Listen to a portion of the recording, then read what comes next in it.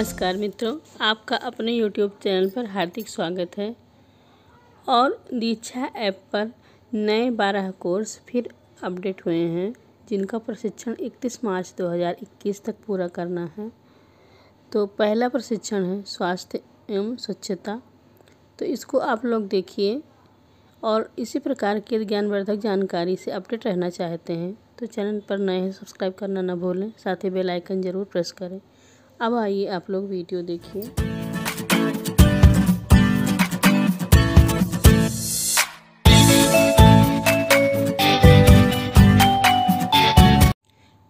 स्वास्थ्य एवं पोषण मॉड्यूल, इसका आपको प्रशिक्षण प्राप्त करना है। 31 मार्च तक इस प्रशिक्षण को पूरा करना है। याद रखिएगा 31 मार्च 2021। तो अब बहुत ही कम समय बचा है, इसलिए इसको पूरा करना अति आवश्यक है। स्वास्थ्य एवं स्वच्छता प्रशिक्षण स्वास्थ्य आबलिक पोषण करके हैं। और इस मॉड्यूल की रूपरेखा इस प्रकार है। इस मॉड्यूल के अंतर्गत हम निम्नलिखित बिंदुओं के बारे में जानकारी प्राप्त करेंगे। परिभाषा, भोजन, पोषक तत्व और पोषण, पोषक तत्वों का वर्गीकरण, विभिन्न पोषक तत्व, और इसमें देखिए रिकमेंडेड डाइटरी, ये फिर संतुलित आहार, आहार अनुकूलन, कुपोषण संबंधी रोग, पोषण और स्वास्थ्य। फिर शिक्षक की भूमिका, हर भाग का प्रशिक्षण उद्देश्य भाग के आरंभ में दिया गया है। और इसमें देखिए पोषक तत्व और पोषण, इस प्रशिक्षण का उद्देश्य क्या है? भोजन का अर्थ समझना और परिभाषित करना।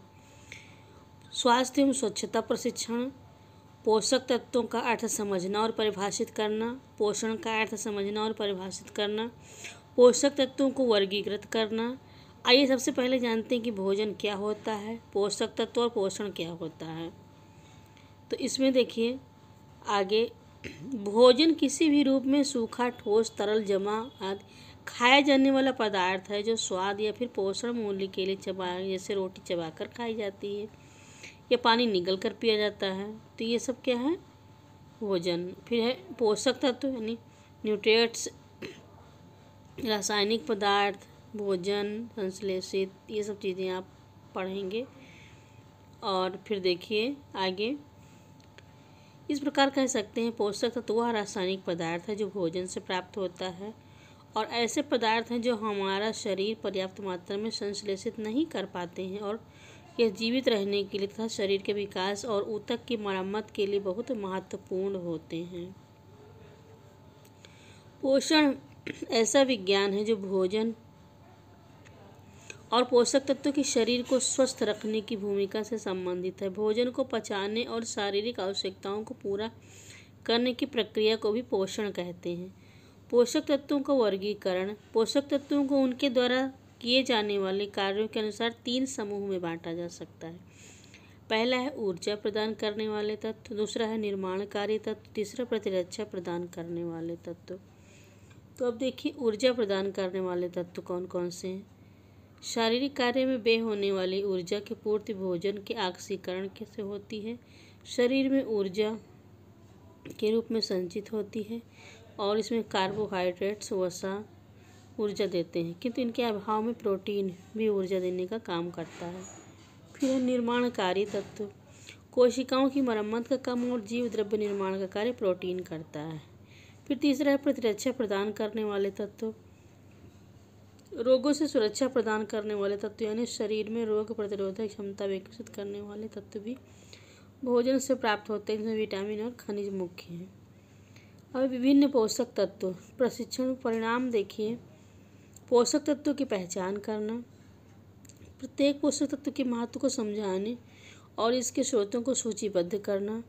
भोजन में कार्बोहाइड्रेट, वसा, प्रोटीन, खनिज लवण, विटामिन, जल आदि प्रमुख पोषक तत्व होते हैं। प्रमुख पोषक तत्वों का कार्य और स्रोत निम्नलिखित हैं।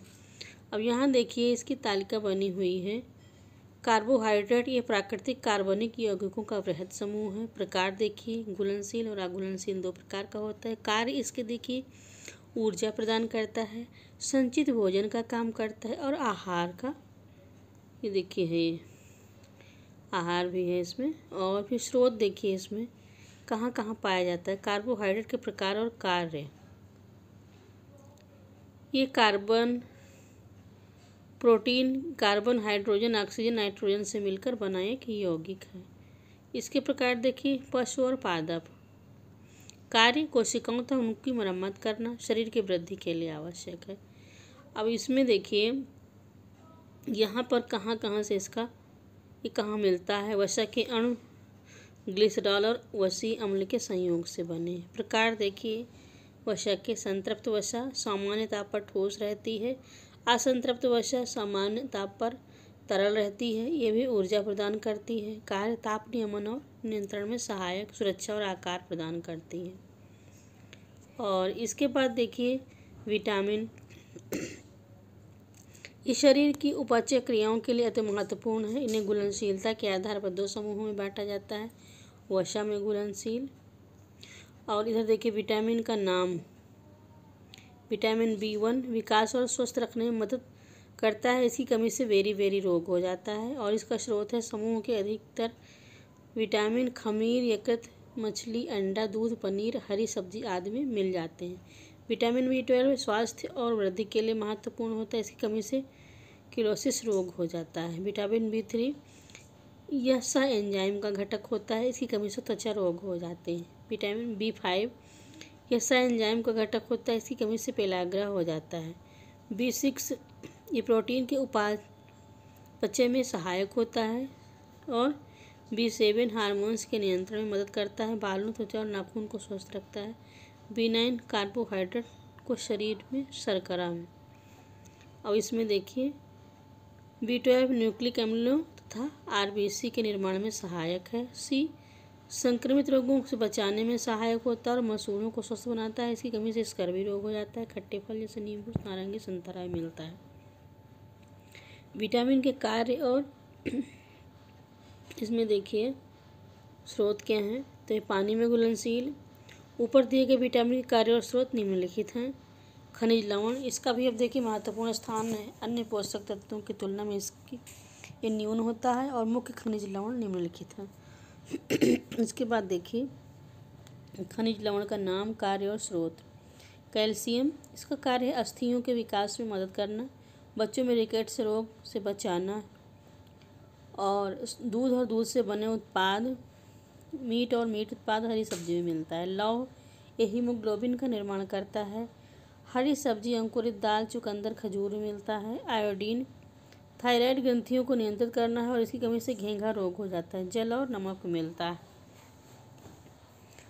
अब प्रशिक्षण परिणाम में क्या होगा, परिभाषित करना, आकलन करना कि एक वयस्क महिला या पुरुष या बच्चे के लिए कितना आहार आवश्यक है।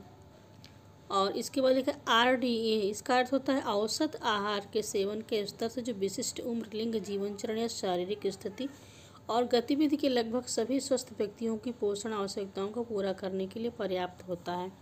अर्थात यह लिंग, आयु, शारीरिक स्थिति जैसे गर्भावस्था आदि, जीवन मरण जैसी बाल्यावस्था आदि, शारीरिक गतिविधि यानी व्यवसाय क्या है, क्या व्यक्ति मजदूर है या शिक्षक है पर निर्भर करता है। ये प्रतिदिन आपको कितना भोजन खाना चाहिए और आपको स्वस्थ भी रखे और आपके विकास और वृद्धि के लिए पर्याप्त जानकारी देता है। इसे 2 तालिकाओं में प्रदर्शित किया गया है, वयस्क पुरुष और महिला के लिए, बच्चे के लिए। और ये देखिए यहाँ पर तालिका बनी हुई है। अब इसको अच्छे समझने के लिए फूड पिरामिड की सहायता लेते हैं और इसमें इसकी सही से देखकर जानकारी प्राप्त कर सकते हैं। जैसे जैसे ऊपर की ओर बढ़ते हैं उसी क्रम में खाद्य पदार्थों का हिस्सा कम हो जाता है। और ये देखिए इसकी जानकारी यहाँ पर फूड पिरामिड आपको बनी हुई दिख रही है। ये फूड पिरामिड है यहाँ पे।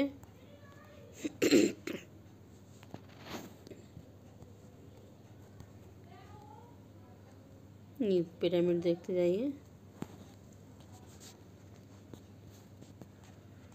और यहाँ भी तालिका बनी हुई है। दूध खाद्य समूह के लिए टेबल 4, दूध और दूध से बने उत्पाद, मांस, दाल, अनाज, सब्जी, फल, वसा, शर्करा। फिर संतुलित आहार, संतुलित आहार को परिभाषित करना, संतुलित आहार का अर्थ समझना, संतुलित आहार को प्रभावित करने वाले कारकों की पहचान, शारीरिक आवश्यकता, भोजन, संतुलित आहार का अर्थ, संतुलित आहार का अर्थ होता है वो आहार जो विभिन्न प्रकार के खाद्य समूह से बना हुआ और जिसके माध्यम से शरीर की सारी आवश्यकताएं पूरी हो सके। अर्थात ऐसा आहार जैसे भोजन हम लेते हैं उससे और हमारे शरीर की आवश्यकता जैसे जीवन की, विकास की, वृद्धि की, रोगों से लड़ने की आदि। दैनिक पोषण की आवश्यकता, खाद्य पदार्थों का चयन, ये देखिए पिरामिड बनाई गई है। दैनिक भोजन की योजना तैयार करना, भोजन तैयार करने के सही तरीके का चुनाव करना, भोजन परोसने के सही तरीके का ज्ञान होना, आहार अनुकूलन, और इसमें देखिए वर्गीकरण किया गया प्रकार, पोषक तत्व, मात्रा, खिलाने की विधि, तरल आहार, नरम आहार, प्योरिड आहार, ब्लेंड आहार, ये सब।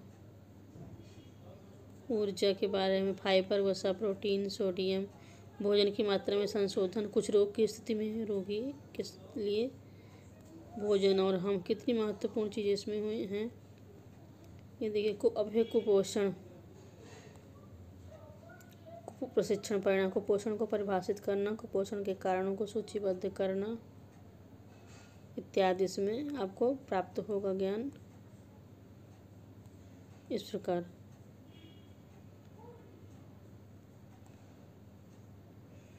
कुपोषण का वर्गीकरण करना। देखिए कुपोषण क्या है। अल्प पोषण, विशिष्ट पोषक तत्व की कमी और अधिक पोषण। अल्प पोषण अर्थात एक ऐसी अवस्था जो काफ़ी लंबे समय तक पर्याप्त भोजन न करने के कारण होती है, जैसे क्वासी और कोर और सूखा रोग। विशिष्ट पोषक तत्व की कमी, यह ऐसी रोग की अवस्था जिसमें व्यक्ति के शरीर में तुलनात्मक या फिर पूर्ण किसी पोषक तत्व की कमी हो जाती है, जैसे स्कर्वी जो विटामिन सी की कमी से होता है। अधिक पोषण, इस अवस्था में पोषक तत्वों का तुलनात्मक अनुपात सही नहीं होता। ये जरूरी नहीं कि पोषक तत्व की कमी हो, जैसे मोटापा। पोषित और कुपोषित बच्चों की पहचान उनके शरीर में हो रहे परिवर्तन या कई शारीरिक लक्षण से आसानी से पता लगाया जा सकता है।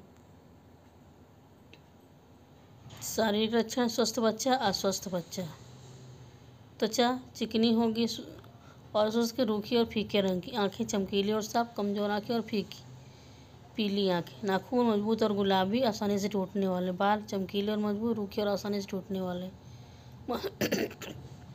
मसूड़े गुलाबी और स्वस्थ, फीके या गाढ़े लाल रंग के।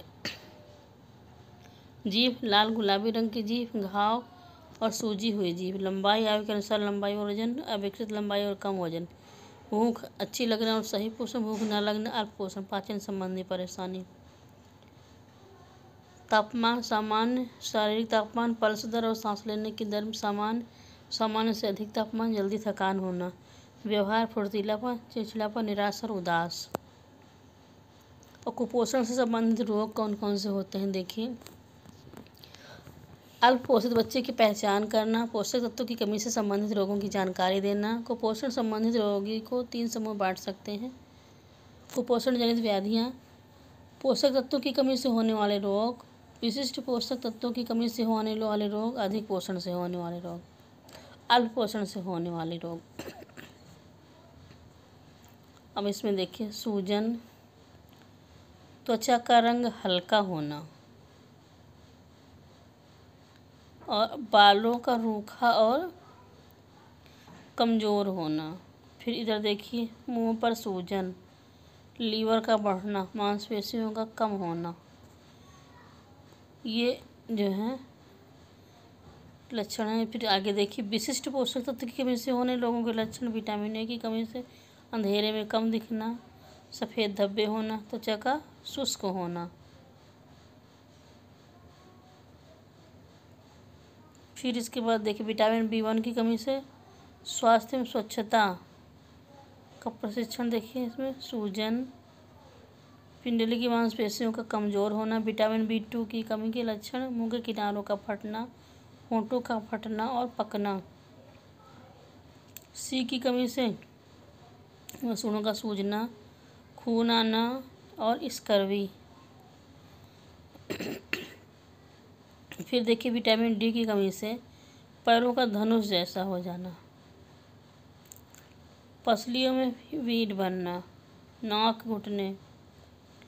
लौह पदार्थ की कमी से पीलापन, चम्मच के आकार का हो जाना, नाखूनों का, आयोडीन की कमी के लक्षण, थायराइड ग्लैंड का बढ़ना।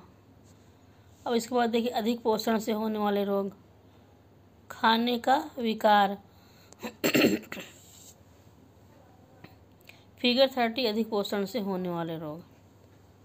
स्वास्थ्य एवं पोषण में देखिए, स्वास्थ्य एवं पोषण के बीच संबंधों को समझने के लिए बच्चे के स्वास्थ्य और पोषण में शिक्षकों की भूमिका की पहचान करने के लिए विश्व स्वास्थ्य संगठन ने स्वास्थ्य को शारीरिक, मानसिक और सामाजिक भलाई की रूप में परिभाषित किया। स्थिति के रूप में परिभाषित बीमारी या दुर्बलता की अनुपस्थिति ही स्वस्थ होने का प्रमाण नहीं है। स्वस्थ रहने के लिए जरूरी है कि आपकी संतुलित दिनचर्या हो, आपका आहार संतुलित हो और आपका व्यवहार स्वास्थ्यप्रद हो। अब इसका वृद्धि और विकास है, प्रतिरोधक क्षमता, स्वास्थ्य, रखरखाव, संस्तुति और कल्याण। अच्छे स्वास्थ्य के लिए पर्याप्त और संतुलित आहार अत्यंत आवश्यक है। ऐसा भी कहा जा सकता है कि अच्छे स्वास्थ्य की बुनियाद आहार जो है अच्छे स्वास्थ्य की बुनियाद है। स्वास्थ्य और पोषण की का संबंध निम्नलिखित बिंदुओं से समझा जा सकता है। प्रतिरोधक क्षमता अच्छी होनी चाहिए, वृद्धि और विकास अच्छा होना चाहिए। फिर इसके बाद ऐसे बच्चा अपनी क्षमता के अनुसार वृद्धि और विकास नहीं कर पाएगा। रखरखाव, शारीरिक गतिविधि में दौरान शरीर में टूट फूट होती है, इसलिए शरीर मरम्मत का काम और रखरखाव का काम चलता रहता है। इस आवश्यकता की पूर्ति में पोषक तत्वों के माध्यम से होती। संतुष्टि और कल्याण, अच्छे स्वास्थ्य के लिए जरूरी है कि बच्चा सुखी और संतुष्ट हो। भोजन एक ऐसा माध्यम है जो व्यक्ति को संतुष्टि और सुख देता है। पोषण और स्वास्थ्य एक ही सिक्के के दो पहलू हैं। अगर व्यक्ति संतुलित आहार लेता है तो उसके स्वास्थ्य पर अनुकूल प्रभाव पड़ता है। अब इसमें देखिए शिक्षक की क्या भूमिका है। शिक्षक की महत्वपूर्ण भूमिका है, प्रेरक है, मार्गदर्शक है, सहायक है, प्रेरणा स्रोत है, नियोजक है, आकलन करने वाला है। और स्वास्थ्य और पोषण की जानकारी में उसको व्यवहार में बदलने के काम में शिक्षक महत्वपूर्ण भूमिका निभाता है। ये देखिए इसमें ये महत्वपूर्ण जानकारी दी गई है। तो इसके बाद देखिए ये पूरा हो गया और इसमें रेफरेंस भी दिया गया है। तो अब इसको यहीं पर हम समाप्त करते हैं। बहुत ही महत्वपूर्ण जानकारी है और इसी प्रकार की आपको जानकारी प्राप्त होती रहेगी। साथ ही यदि आप चैनल पर नए हैं सब्सक्राइब करने के लिए ज़रूर प्रयास करें और फिर मिलेंगे। नमस्कार।